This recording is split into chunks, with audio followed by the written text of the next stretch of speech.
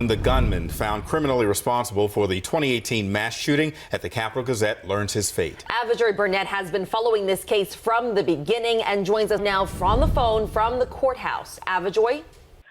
This is a moment that has been about 3 years, a little bit more than 3 years in the making. And today was sentencing day for the Capitol Gazette shooter. So here's what we know at this point. That shooter has been sentenced to 5 life sentences without the possibility of parole. And these life sentences were for the 5 victims who died on that day. And we have to name these people. There are Jarrod Fishman, Rob Hyacinth, John McNamara, Rebecca Smith, and Wendy Winters.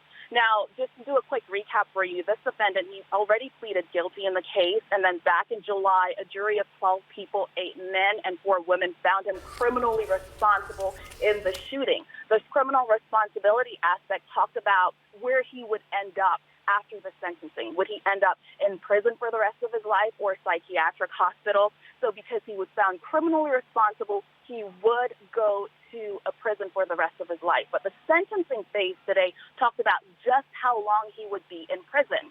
So the judge talked throughout this process. There were people who came up, there were family members, there were survivors who went up and gave victim impact statements, and they talked about the impact of this immense loss on their lives.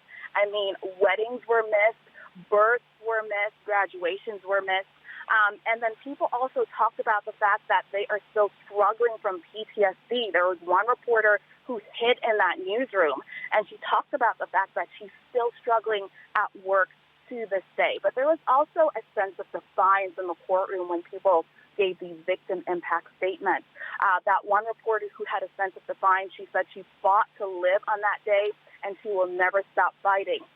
We got to let you guys know that a total of 12 survivors and family members spoke. The judge listened, and then when it came time for him to hand out the sentence, he said the impact of this case is just simply immense.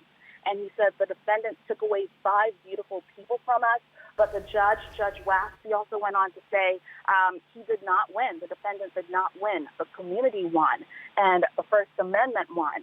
So at this point, this man will be going to prison for 5 life consecutive sentences without the possibility of parole.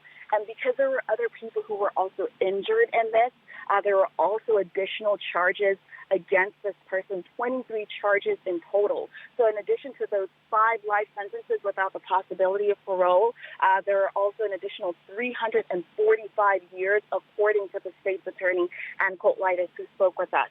So as you guys can imagine, there are a ton of details that are coming out in this case, but that is sentencing right now. This gentleman will be going away for 5 life sentences without the possibility of parole. There's a possibility that he could appeal this in 30 days, but the state's attorney said she just does not think that will happen.